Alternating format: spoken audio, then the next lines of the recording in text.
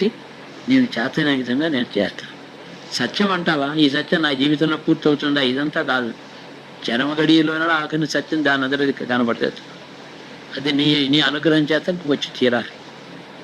లేకపోతే ఎన్నాళ్ళు బతికితే ఎంత పొడుగుది తపస్సు చేస్తే దేనికి ఫలం వస్తున్న రూల్ ఉంది. అతని అనుగ్రహమే ఫలప్రదం. దాని మీదనే విశ్వాసం పెట్టుకోవడం. అది ఈశ్వర అనుగ్రహం మీద విశ్వాసం. మన తపస్సు 100 ఏళ్ళు చేస్తాను, 200 సంవత్సరాలు చేస్తాను, ఉన్న కాస్త కాలంలోనే యథాశక్తిగా చేస్తాను, ఇవన్నీ అనకుండా ఎప్పుడు ఎంతవరకు పూర్తవుతుందో ఫలప్రదం అవడానికి కారణం నీవు. ఫలాన్ని ఇచ్చేవాడే నీవు. ఈ పరికరాలు నీవే. ఈ కోరిక, ఈ సంకల్పము నీ అనుగ్రహమే. నీ అనుగ్రహం కాదు ఈ కోరిక ఎందుకు పుట్టింది నాకు? ఏ అందరిలాగా నేను ఈ జడ పదార్థంగా తెరవచ్చు కదా తిని, అలా చేయటం లేదు. ఈనాడు శుభేచ్ఛ అనే ఒక ఇచ్చ కలిగింది, సత్యం తెలుసుకుంది. ఇది నీ అనుగ్రహమే. కాబట్టి నీవే నాలో పుట్టించినటువంటి సత్సంకల్పము ఫలప్రదం కాకుండా ఉండేటట్టయితే ఎందుకు పుట్టిస్తావు నువ్వు? ఫలప్రదమే అవుతుంది. చాలా సులభమైనటువంటి ఉపాయం.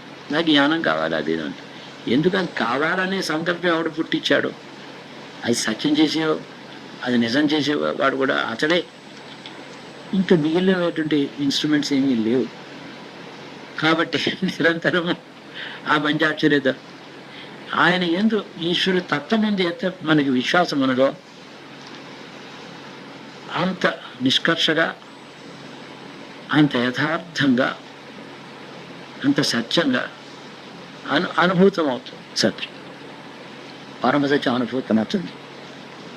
ఎక్కడ పొరపాటుని మన వివేకం మీద ఆధారపడడానికి అనుకున్న క్షణం ఆ బరువు మన మీద పడుతూ ఉంటుంది.